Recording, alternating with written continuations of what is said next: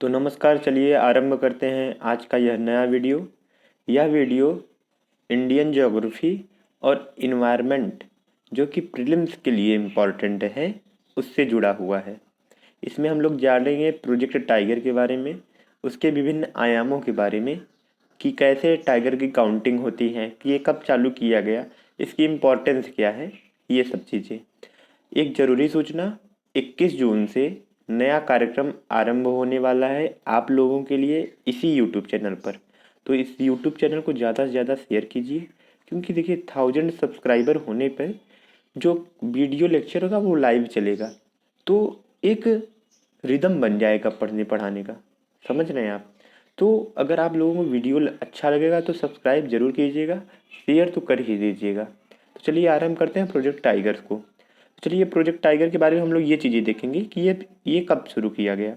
तो भारत सरकार ने 1973 में इसको लॉन्च किया। लॉन्च करने के पीछे कारण क्या क्या थे ये जान लीजिए।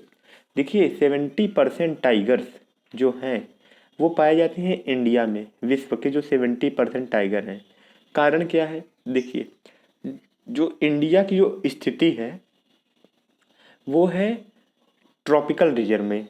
ठीक है, जो इसका जो पर्यावरण है इंडिया का, एक तरीके से समझ लिए, जो अब जो जिस प्रकार की कंडीशन चाहिए वो है इंडिया में ही। जिस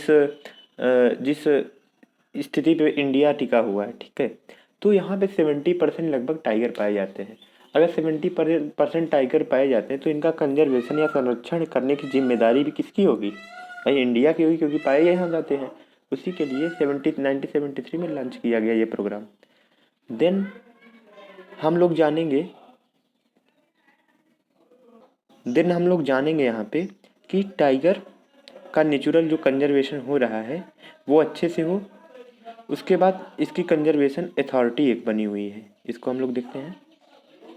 इसमें एक कंजर्वेशन अथॉरिटी जो NTCA बनी थी 1973 में भारत सरकार द्वारा। देखिए बहुत सरल सा नाम है, राष्ट्रीय बाघ संरक्षण प्राधिकरण। भाई बाघों का संरक्षण है तो इसको याद कर सकते हैं, NTCA। ठीक। देन हम लोग देखते हैं कि ये कब इसमें क्या इम्प्रूवमेंट हुआ। तो 2006 में इसको एक लीगल एंटिटी बना दिया गया।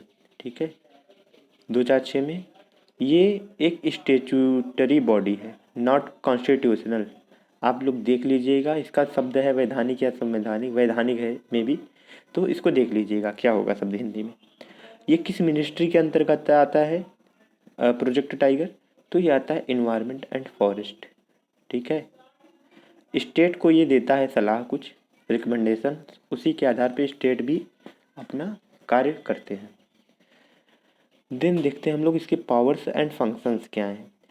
ये मैं बताऊं या आप अपने से पढ़ लीजिए या स्क्रीनशॉट ले लीजिए। पावर्स क्या रहेंगे भाई? फंक्शन, कार्य क्या है? कार्य है बाघों का संरक्षण करना, और क्या? वही चीज़ें 3-4 चीज़ों में दिया हुआ है। ठीक है, ये इम्पॉर्टेंट नहीं है क्योंकि ये चीज़ें केवल आएगी प्रीलिम्स में, मेंस में आएगा नहीं। ठीक, चलिए अब हम लोग देखते हैं कि how many types of Jones. तो इसको 2 जोन में बांटा गया है। इसको गवर्न कर, देखिए कोई भी अगर किसी भी जीव जंतु या पौधे का संरक्षण किया जाएगा वो तो पूरे क्षेत्र में नहीं किया जाएगा, उसका एक कोर जोन बनाया जाएगा। वो कहीं भी बन सकता है, कभी भी कोर जोन बीच में नहीं बनता, कहीं भी बन सकता है। मान लो बीच में एक आइडिया के लिए हम लोग लेकर चल रहे हैं, this is a core zone. Core zone हो गया, और ये हो गया बफर जोन। बफर जोन, तो देखिए कोर जोन में क्या होता है, जो ह्यूमन का जो आने जाने का होता है वहाँ पे ह्यूमन ज़्यादा रिस्ट्रिक्टेड एरिया होता है। यहाँ भी ह्यूमन नहीं जा सकते, कोई साइंटिस्ट या कोई रिसर्चर्स या कोई एडमिनिस्ट्रेशन वहाँ पे जा सकता है। जो बफर जोन है इसमें ट्राइबल्स भी रहते हैं, मानी जनजाति भी रहते हैं। यहाँ पे कोई रिसर्च होने वाला तो ये भी हो सकते हैं। यहाँ पे जो चरवाहे होते हैं या ग्रास चराने वाले उनको भी छूट दे दी जा सकती है। जैसे अभी एक आया था परसों नरसों मामला, उत्तराखंड के हाई कोर्ट ने कहा कि जो गुर्जर हैं, गुर्जर या गुज्जर करके हैं जो जनजाति हैं, उनको भाई उनको राइट है उनको चराने का वहाँ पे। तो उन्होंने कहा कि एक क्षेत्र निर्धारित कीजिए। वो शायद राजा जी था, राजा जी नेशनल पार्क था, वहाँ पे आप, उन्होंने कहा कि भाई आप क्षेत्र निर्धारित कीजिए कहाँ तक चराएं। ठीक है, वहाँ तक उनको चराने का, अपने गायों को या जो पशु हैं उनको चराने का हक है, तो आप उनको छीन नहीं सकते। तो हम इसमें ये बता रहे हैं मुख्य रूप से देखिए कोर जोन में उसका एक जो जिस जिस स्पीसीज का हम लोग कंजर्वेशन करने वाला उसका एक कोर जोन रहेगा। This is a buffer zone, ये समझ गए आप लोग। चलिए अब हम लोग देखेंगे कि बफर जोन क्या है। बफर जोन कोर जोन के surrounding area, this is a buffer zone, मैंने आगे ही बता दिया। सराउंड चारों तरफ से जो घिरा हुआ है उसको बफर जोन करते हैं। इसमें हम लोग डेवलपमेंट, सोशल कल्चरल राइट्स, माने जो ट्राइबल्स के कल्चरल राइट्स होते हैं, ये सब हम लोग यहाँ पे करते हैं। यहाँ पे ट्राइब्स रहते भी हैं, लोकल पीपल को भी हम लोग देते हैं रहने को। तो हम लोग चलिए देखते हैं कि टाइगर जो आते हैं, आंकड़े टाइगर की कितने टाइगर यहाँ पे इस नेशनल पार्क में या इस बायोस्फीयर रिजर्व में है। तो ये लोग ये हम सब देखते हैं कि कैसे होता है इनका ये काउंटिंग। तो काउंटिंग करने के लिए दो संस्थाएं हैं, एक है NTCA, national tiger census conduct, NTCA माने नेशनल टाइगर कंजर्वेशन अथॉरिटी एक है। देन एक है wild life institute of India, WII। ये दो अथॉरिटी मिलके करते हैं कार्बन उसकी काउंटिंग टाइगर की। ठीक है, इसकी ये देख लीजिए यहाँ पे है एक, एक मिनट, एक यहाँ पे है देखिए, instruction under to ministry of environment and forest climate change.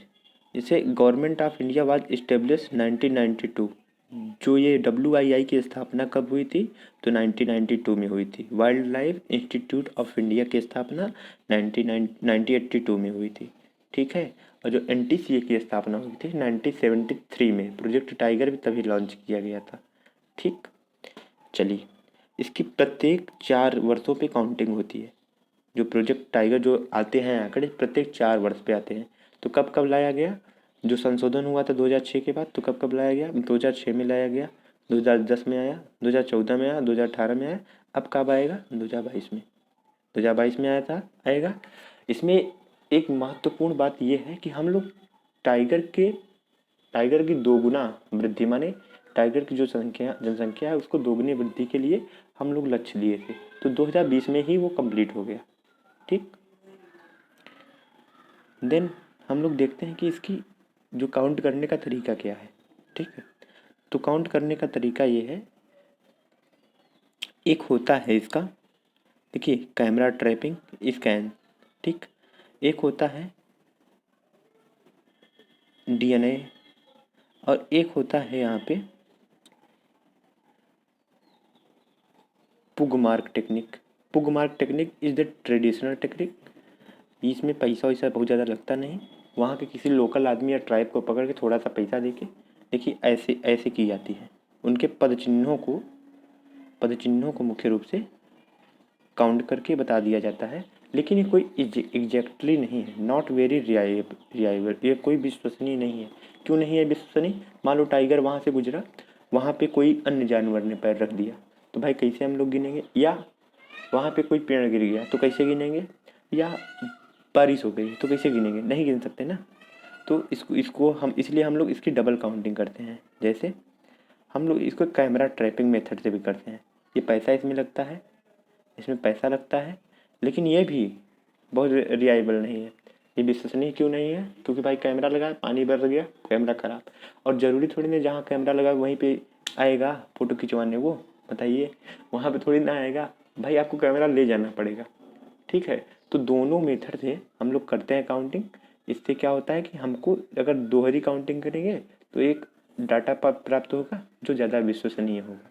ठीक, देन हम लोग देखते हैं कि ये प्रॉप या स्कैट मेथड क्या होता है। इसमें DNA, इसमें पैसा ज़्यादा लगता है, सैंपल लिया जाता है।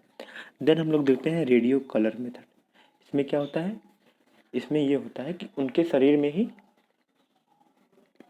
ये फिट कर दिया जाता है। लेकिन इसमें घटा क्या है, मान लो शरीर में फिट किए हो, वो चला गया नहाने, या पानी बरस गया, भीग गया, वो खराब हो गया, तो हम लोग मगरमच्छ की काउंटिंग कर रहे हैं। मान लो मगरमच्छ में कह रहे हैं टाइगर है यही, फॉर एंजॉय। उसके बाद double sampling method. Double sampling method जैसे मैंने बताया कि पुग मार्क टेक्निक एंड कैमरा वाला। ठीक, तो हम लोग जान गए 4 तरीके से होता है, pug mark, camera, prop and radio. ठीक, चलिए, तो ये आंकड़े हैं, इम्पोर्टेंट बहुत ज़्यादा नहीं है, 2014 के आंकड़े हैं, देख सकते हैं।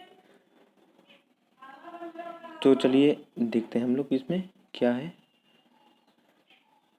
देखिए Karnataka has the largest number of tiger 2014 में, पर अभी क्या है, अभी के समय में क्या है कि अभी के समय में मध्य प्रदेश में सबसे ज़्यादा टाइगर हैं। एंड जो टाइगर की देखिए ये सेंसस है जो 18 वाला आया, 2018 वाला, ये ज़्यादा इंपॉर्टेंट है, क्योंकि भाई देखिए हम लोग 2022 में पेपर देंगे या 2021 में देंगे, तो ये वाला इंपॉर्टेंट है। अब हम लोग देखते हैं कि लार्जेस्ट नंबर ऑफ टाइगर किस स्टेट में है। तो देखिए लार्जेस्ट नंबर ऑफ टाइगर यहाँ देखिए मध्य प्रदेश 526 एंड कर्नाटका 524। तो लार्जेस्ट नंबर में कौन हो गया, एमपी। अब पहले था कर्नाटक, 2014 वाले में कर्नाटक। उसके बाद हम लोग ये देखते हैं कि घनत्व में, यानी कम संख्या में घनत्व सबसे ज़्यादा कहाँ है। तो घनत्व सबसे ज़्यादा है यूके माने उत्तराखंड में। उत्तराखंड है 3 विद 442 टाइगर। ठीक है, तो घनत्व डेंसिटी कहाँ है, तो उत्तराखंड में है। और सबसे ज़्यादा टाइगर कहाँ पाए जाते हैं, तो एमपी में पाए जाते हैं। सेकंड में है कर्नाटका। ठीक, हम लोग उसके बाद देखेंगे कि जो बॉर्डर शेयर करते हैं ऐसे कौन से पार्क हैं। क्योंकि देखिए अभी जो हम लोग गणना किए 2018 में, तो हम लोगों ने 3 देश को लिया था उसमें एक्स्ट्रा, भारत के सिवाय नेपाल लिया था, भूटान लिया था, बांग्लादेश लिया था। क्या था ना इसमें कि पहले जब हम लोग काउंट करते थे, मान लो कोई बाघ हम लोगों ने भी काउंट कर लिया, फिर वही बाघ नेपाल वालों ने काउंट कर लिया, तो दोनों खुश रहे कि बाघों की संख्या बढ़ रही है, लेकिन वही उसी बाघ का या उसी लाइन का 2 बार क्या कहते हैं काउंट हो गया। तो भाई देखिए, तो इसी ये समस्या थी, इससे बचने के लिए हम लोगों ने साथ में काउंट किया तीनों देश का मिला के। ठीक है, देखिए royal Manas national park sharing Bhutan and Assam. ठीक है, असम में है ना मानस नेशनल पार्क। देन है वाल्मीकि टाइगर रिजर्व, वाल्मीकि है आपका बिहार में, और चितवन नेपाल। ठीक है, एक है पीलीभीत यूपी में, ये भी नेपाल शेयर करेगा। शुक्ल वंटा ऐसा कुछ करके है नेपाल से। ठीक है, ये सब शेयर करते हैं। ठीक, तो चलिए हम लोग देखते हैं। देखिए सब हिंदी में दिया हुआ है। बाघ संगणना के लिए monitoring system for tiger reserve protection act ecological states, ये सब हिंदी में जो इम्पोर्टेंट है वो हिंदी में आपको मिल जाएगा। देन आप लोग देख लीजिएगा। तो चलिए ये इम्पोर्टेंट आंकड़े हैं, इसको देख लीजिए कि Indian wild life protection act कब आया, 1972 के शेड्यूल 1 में। ठीक, उसके बाद IUCN रेड लिस्ट में कहाँ आता है, ये जो बाघ है IUCN के रेड लिस्ट में आता है, इंडरजेंट कैटेगरी में है, क्रिटिकल इंडरजेंट। उसके बाद होता है एक इंडरजेंट, और एक होता है NT, एक होता है CR, ऐसे करके होते हैं, तो हम सब बात करेंगे। और यहाँ पे जो आता है convention of international trade and endangered species of wild fauna, तो इसमें आता है अपेंडिक्स 1 में। ठीक, तो ये सब हम देख सकते हैं जो कि कहाँ पे इसकी स्थिति है। ठीक, global tiger reserve program GTRP को भी आप लोग देख सकते हैं।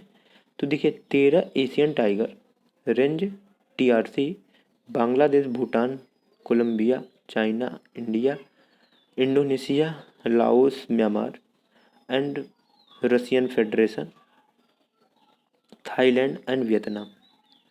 ठीक है, तो यहाँ तक है। और तो ये देखिए, ठीक, अभी जो हम लोगों ने बताया था। तो चलिए यहीं पे हम लोग करते हैं वीडियो को एंड। इसके बाद करेंगे हम लोग बात कि कहाँ कहाँ टाइगर रिजर्व हैं इंडिया में, और इसको हम लोग चालू करेंगे नेशनल पार्क के साथ। नेशनल पार्क पढ़ते जाएंगे और बताते जाएंगे कि कौन से नेशनल पार्क में टाइगर का संरक्षण हो रहा है। तो चलिए इसको शेयर कीजिएगा। 21 जून को आप लोग याद रखिएगा, नया प्रोग्राम चालू होगा, इससे बेहतर स्थिति में चालू होगा और निरंतरता बनी रहेगी। निःशुल्क चारों का। सब्सक्राइब कीजिएगा, शेयर कीजिएगा। वो कहानी ज़रूर नहीं पड़ेगी हमको पता है। चलिए एंड करते हैं।